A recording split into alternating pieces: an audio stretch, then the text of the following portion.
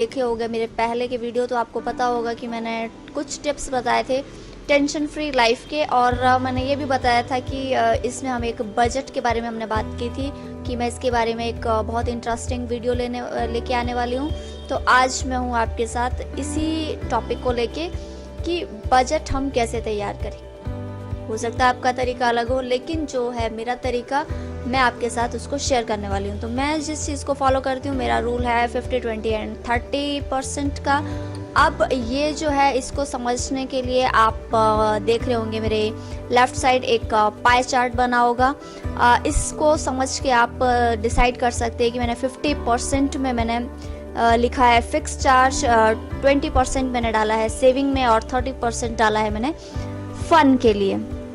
तो ये कॉन्सेप्ट जो है वो मेरा चलता है पूरे महीने के लिए, या कहूँ मैं पूरे साल भर के लिए। महीने में मैं सिर्फ बनाती हूँ वन टाइम बजट, और ये किस तरह से काम करता है इसके लिए आप बने रहिए मेरे साथ। अगर आपको लग रहा है ये वीडियो आपके लिए हेल्पफुल होने वाला है, तो अगर आप मेरे चैनल के नए सब्सक्राइबर हैं तो पहले आप चैनल को सब्सक्राइब करिए, लाइक करिए, और चलिए अब चलते हैं आगे की तरफ।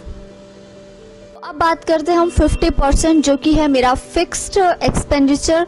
और इसमें मैंने किन चीज़ों को रखा है, मैंने रखा है अपना होम रेंट जो कि मुझे देना होता है। अगर आप अपने खुद के घर में रहते हैं तो आपका ये जो चार्ज है वो बच जाएगा।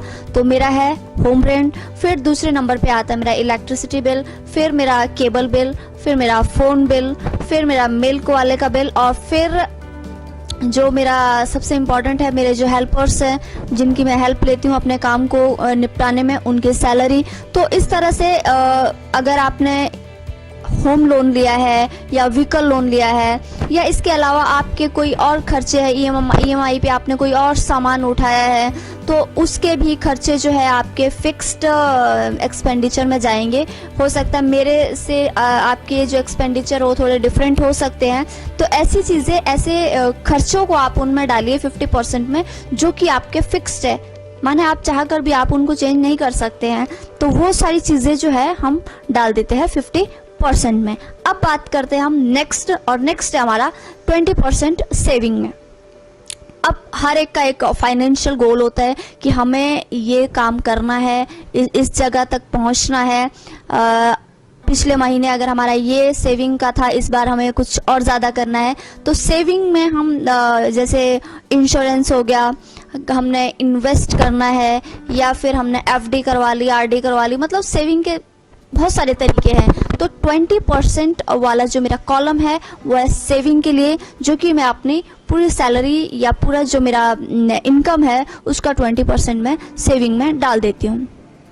अब बात करते हैं 30% की। 30% में क्या चीज़ें आती है? 30% फॉर फन।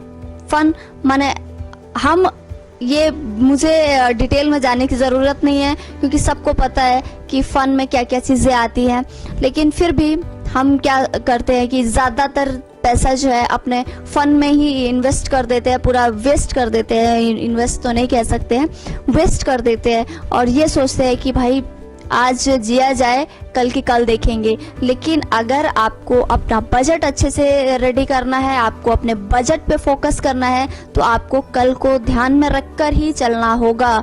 तो हम एंटरटेनमेंट की कैटेगरी में या फन की कैटेगरी में क्या क्या चीज़ें डालेंगे, जैसे परिवार के साथ हम हफ्ते में एक बार बाहर जाते हैं, रेस्टोरेंट में खाना खाते हैं, या महीने में एक बार जाते हैं, या फिर मूवी देखने गए, घर में किसी परिवार के सदस्य का बर्थडे है, एनिवर्सरी है, या अपने फ्रेंड का किसी का बर्थडे है, बीच में मैरिज आ जाती है। बहुत सारे ऐसे खर्चे होते हैं जो कि हम करते हैं और बहुत बार करते हैं, और लेकिन अब हमें उसको कंट्रोल करने की ज़रूरत है। अब क्या करना है कि 30% सिर्फ उतना ही इनकम आपका जो है वो फन के लिए जाएगा। अब उसी में से ही आपको बर्थडे अपना निपटाना है, उसी में से ही अपने परिवार के सदस्य की एनिवर्सरी या फ्रेंड की या जो भी आपके रिलेटिव्स हैं उनका करना है। अगर आप एक्स्ट्रा करते हैं तो फिर आपके बजट को वो हिला देगा। तो इस तरह से हमने डिस्कस किया 50%, 20% एंड 30% के बारे में।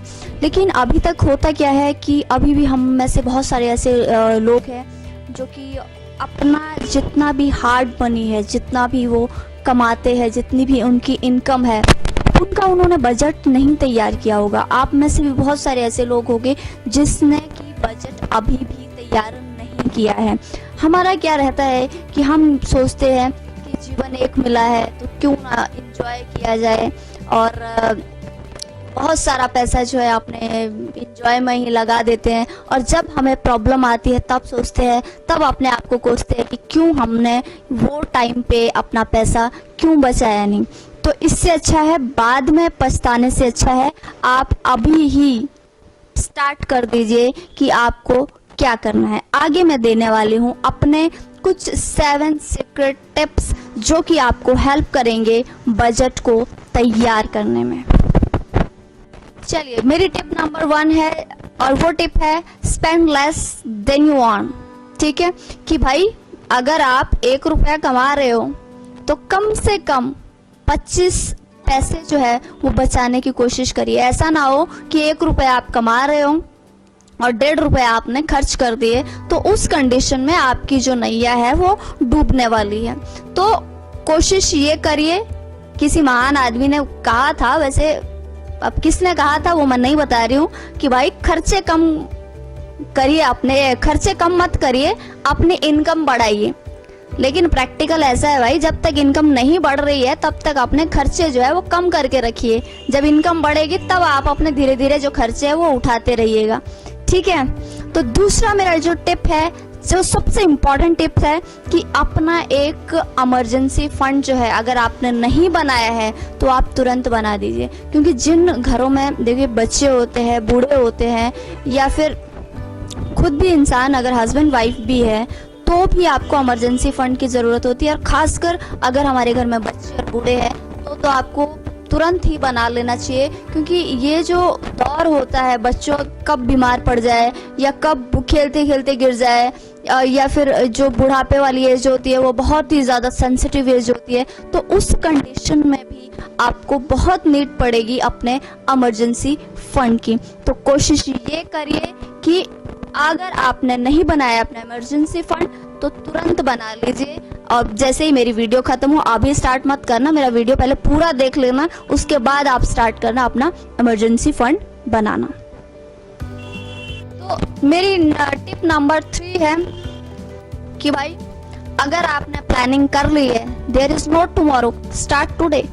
कि भाई अगर आपने प्लानिंग कर ली है कि भाई अब मेरे को तैयार करना है बजट, तो कल का वेट मत करिए। अच्छे काम के लिए हम कल का वेट नहीं करते कि आज मुहूर्त ठीक नहीं है, आज कर लेते, आज का जिंदगी जी लेते हैं, कल देखेंगे। तो ऐसा मत करिए कि अगर आपने सोच लिया है कि मेरे को करना है तो आज से ही अपने बजट को बना के उसको फॉलो करना जो है वो स्टार्ट कर दीजिए। ये आपको एक सबसे ही इम्पॉर्टेंट टिप्स है। वो सिर्फ बजट के लिए नहीं है, वो इसलिए भी है कि अगर आपने कोई काम सोचा है तो सबसे पहले उसको आज से ही करना शुरू कर दीजिए। क्योंकि किसी महान व्यक्ति ने ये सच में ही मतलब कहा है, और इसको मैं भी मानती हूँ कि जो वेल्थी पीपल होते हैं वो अपनी 3 जनरेशन के बारे में सोचते हैं कि भाई हमारे को इतना पैसा अर्न करना है कि हमारी जो 3 जनरेशन है वो अच्छे से उनकी लाइफ स्पेंड हो सके। लेकिन जो पुअर पीपल होते हैं वो सिर्फ सैटरडे नाइट कैसे बितानी है, किस तरह से पार्टी शार्टी करनी है, सिर्फ यहीं तक सोच के वो खत्म कर देते। तो हमारे को वैसा नहीं बनना है। 3 जनरेशन के बारे में ना सोच सके तो कम से कम 1 जनरेशन तो सोचना ही पड़ेगा। कम से कम अपने बारे में तो सोचना ही पड़ेगा कि भाई कोई लाइफ में टेंशन ना आए, हमारी लाइफ स्मूथ चले एकदम। तो इसके लिए बजट तैयार कर ले। और नेक्स्ट टिप है मेरी, उधार लेने से बचे। ये उधार जो शब्द है ना, मैं सही में बताऊं, मतलब लाइफ को ना स्पॉइल कर देता है ये। अगर आपको भी ऐसी आदत है तो ये उधार लेना बंद कर दीजिए। और अगर किसी का लिया हुआ है तो आप उसको पहले से चुका दीजिए, फिर आप टेंशन फ्री रहोगे। भाई कम है और अपना है, ज्यादा सुकून देता है। अगर किसी का पैसा आपको देना है, दिन रात जो है वो टेंशन रहती है, और टेंशन जब रहती है तो हमारा जो मानसिक संतुलन है ना वो बिल्कुल बिगड़ जाता है। तो सबसे इम्पोर्टेंट टिप कि उधार लेने से बच जाइए। ठीक है, पड़ेगा अगर इतनी ज्यादा इमरजेंसी है वो अलग बात है, लेकिन हर छोटी छोटी चीजों के लिए कई लोग होते हैं ना उधार लेना स्टार्ट कर देते, तो छोटी छोटी चीजों के लिए उधार लेना जो है वो बंद कर दीजिए। दूसरी टिप कि अपना जो इनकम का सोर्स है वो मल्टीपल होना चाहिए। अगर भगवान ना करे आपका वो सोर्स जो है किसी कारणवश, बोलते हैं ना दुर्घटना और घटना बता नहीं आती, ठीक वैसे जैसे मेहमान बिना बताए आ जाते हैं, तो लाइफ में घटना और दुर्घटना भी कभी भी हो जाती है। तो भगवान ना करे आपका वो इनकम का सोर्स जो है वो किसी कारणवश जो है वो बंद हो जाए, तब क्या करोगे? तब ये करोगे कि पहले से आप उसकी अगर आप तैयारी करके रखी है तो आपको प्रॉब्लम नहीं आएगी। जब तक वो दोबारा से ओपन नहीं हो जाता, कम से कम दूसरे सोर्स से तो आपको इनकम आ रही है। तो इम्पोर्टेंट टिप कि भाई अपना जो इनकम का सोर्स है उसको। मेरी नेक्स्ट टिप कि अगर आपने पैसा अपना बचा लिया है, अच्छा बजट बना लिया है, तो आपने जो मनी को बचाया है आपको उसको इन्वेस्ट भी वाइसली करना पड़ेगा। वाइसली का मतलब है कि भाई अगर मेरे पड़ोसी ने यहाँ पैसा इन्वेस्ट किया है, मेरे रिलेटिव्स ने इधर किया है, तो मुझे भी इधर ही करना है। इन्वेस्ट करने से पहले पूरी चीज़ों को जांचिए, परखिए, फिर इन्वेस्ट करिए। कई लोग देखा है ना, चिट फंड कंपनी में पैसा लगा देते हैं और बाद में पता लगता है कि चिट फंड कंपनियां जो है वो निकल गई। तो ऐसे में क्या होगा, आपका पैसा आएगा कि नहीं आएगा, भाई ये तो भगवान भरोसे है, लेकिन आपको इन सब चीज़ों से बचना है।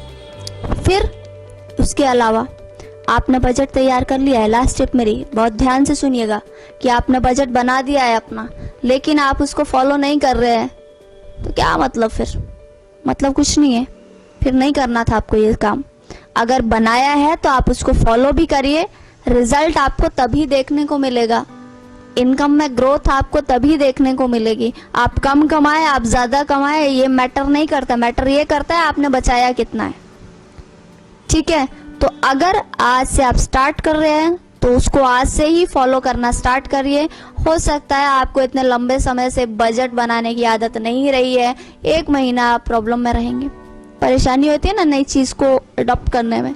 तो अगर आप भी ऐसे हैं तो ठीक है, 1 महीने झेल लीजिए, लेकिन उसके बाद सिर्फ आनंद आपकी लाइफ में आएगा आपको, क्योंकि जब आप बचे हुए पैसे देखोगे ना तो बहुत खुशी होती है। और सबसे इम्पोर्टेंट चीज जो 50% वाली मैंने बात बताई थी आपको, फिक्स्ड वाली एक्सपेंस वाली, तो उन फिक्स्ड जो एक्सपेंसेस है हमारे, उनके लिए आप अलग अलग एक पैकेट्स भी बना सकते हैं और एक पैकेट जो है उनमें खाली छोड़ दीजिए। तो जो आपके पैसे बचेंगे, हो सकता है आपने बिजली का बिल बचाया हो, उसमें से आपके पैसे बच गए हो सकता है आपने वेजिटेबल परचेस की और उसमें से आपने पैसे बचा लिए हो, मतलब कहीं कहीं से आपके पैसे बच गए, तो उसको खाली जो पैकेट है उसमें आप डालते जाइए।